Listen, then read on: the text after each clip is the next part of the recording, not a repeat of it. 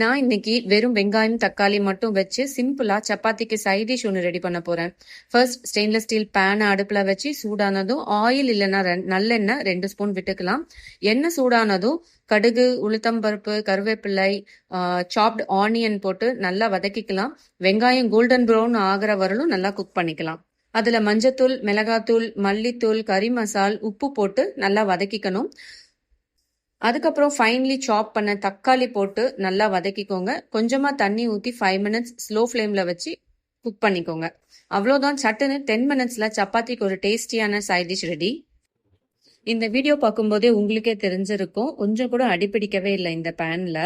எனக்கு இந்த stainless steel ட்ரைபை cookware ரொம்ப சாட்டிஸ்ஃபைடா தான் இருந்தது.